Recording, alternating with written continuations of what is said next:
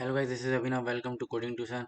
और आज हम बनाने वाले हैं एक प्रोग्राम जो अपन को बताएगा कि अपन का जो नंबर है वो इवन है या ऑड है। तो चलिए सबसे पहले एक नई फाइल बना लेते हैं। तो नई फाइल का नाम रखेंगे अपन इवन ऑड डॉट सी। तो अब मैं सबसे पहले प्रोग्राम लिख लेता हूँ, फिर मैं आपको एक एक करके समझाता जाऊँगा।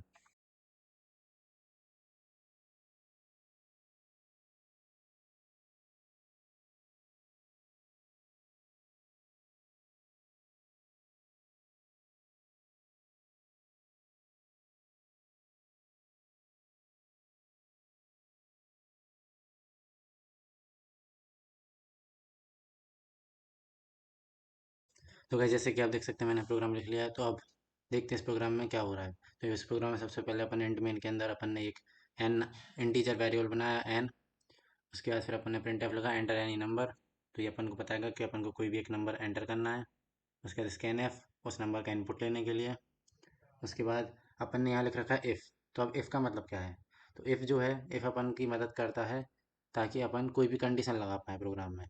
कंडीशन मतलब जैसे कि अपन को भूख लग रही है तो अपन खाना खा लो, और अगर अपन को भूख नहीं लग रही तो खाना मत खाओ। तो ये क्या होगा, ये कंडीशन हो गई। इफ़ में जो भी कंडीशन है अगर वो ट्रू हो गई तो इफ़ के अंदर अपन ने जो भी लिख रखा है वो क्या हो जाएगा, एग्जीक्यूट हो जाएगा। और अगर कंडीशन ट्रू नहीं हुई तो एग्जीक्यूट नहीं होगा। और फिर उसके बाद एल्स। तो एल्स किस लिए यूज़ करते हैं अपन? एल्स इसलिए यूज़ करते हैं जैसे अगर इफ़ वाली कंडीशन नहीं हुई तो फिर क्या होगा, तो एल्स। तो अगर इफ़ नहीं हुआ, इफ़ क्या हो गया, फॉल्स हो गया, तो एल्स वाली कंडीशन रन करेगी। तो एल्स, तो मान लो इफ़ वाली कंडीशन रन नहीं करी तो यहाँ एल्स में क्या होगा, print F the number is odd. तो अगर मान लो अपन ने यहाँ पे एल्स नहीं लिख रखा है, अगर अपन ने यहाँ पे एल्स नहीं लिख रखा तो ये क्या होगा, अगर इफ कंडीशन ट्रू हुई तो प्रिंट एफ ये। और अगर कंडीशन ट्रू नहीं हुई तो यहाँ कुछ नहीं होगा क्योंकि यहाँ पे एल्स नहीं लिखा है। लेकिन अगर यहाँ पे एल्स लिखा है जैसे कि पहले लिख रखा था, तो क्या हुआ, अगर एफ कंडीशन एफ की ट्रू हुई तो एफ वाला ब्लॉक रन करेगा, और अगर फॉल्स हुई तो एल्स वाला ब्लॉक रन करेगा।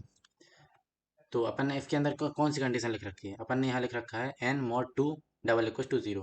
तो एन मॉड टू मतलब क्या होता है? एन मॉड टू मतलब कि एन को अपन टू से डिवाइड करेंगे तो जो भी रिमाइंडर आएगा, तो अगर एन मॉड टू करेंगे तो जो भी जो रिमाइंडर है अगर वो इक्वल टू जीरो है, डबल इक्वल टू का मतलब वो चेक करेगा कि ये दोनों इक्वल हैं या नहीं।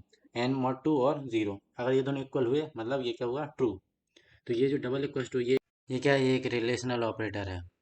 तो ये चेक करता है वैल्यूज को। तो अगर N mod two double equal to zero मतलब एन को टू से डिवाइड कर रहे हैं तो कोई रिमाइंडर नहीं आ रहा है, इसका मतलब क्या हुआ, वो नंबर क्या है, इवन नंबर है। इवन नंबर है तो क्या आएगा, जीरो उसका रिमाइंडर। तो यहाँ पर ने क्या लिख दिया, print F the number is even. और अगर mod N mod two equal to zero नहीं आया मतलब क्या है, नंबर ऑड है, तभी तो उसका कुछ रिमाइंडर आ रहा है। तो अगर रिमाइंडर आ रहा है तो क्या होगा, else print F the number is odd. तो चलो प्रोग्राम को रन करते हैं। तो अब अपन यहाँ कोई भी नंबर डालेंगे, जैसे अपन ने डाला 9। तो यहाँ क्या है, नंबर 6 4 ये एक्स ऑड। तो अब बता, कोई मुझे बता सकता है कि यहाँ ये क्यों आया? अपन ने तो यहाँ लिखा था परसेंटेज डी। तो यहाँ ये इसलिए आया क्योंकि अपन ने यहाँ पे कॉमा लगा के अपन वैल्यू नहीं दी। अगर अपन यहाँ कॉमा लगा के वैल्यू देते कि नंबर एन, तो परसेंटेज डी की जगह क्या आता, एन। लेकिन अपन यहाँ कोई वैल्यू नहीं दी तो जो अपना कंपाइलर वो क्या करता, और उसको कोई वैल्यू नहीं मिलती तो वो गार्बेज वैल्यू दे देता है। तो उसने अपने मन से कोई भी वैल्यू दे दी, तो ये वैल्यू क्या है, एक गार्बेज वैल्यू है। इसलिए आप हमेशा ध्यान रखना कि आपने कहीं पे वैल्यू दे रखी है या नहीं दे रखी। वैसे यहाँ पे भी अपन कॉमा लगा के एन लिख देंगे। अब इस प्रोग्राम को अपन दोबारा रन करके देखते हैं। अब देखो अपन यहाँ एंटर करेंगे 6, नंबर इज इवन।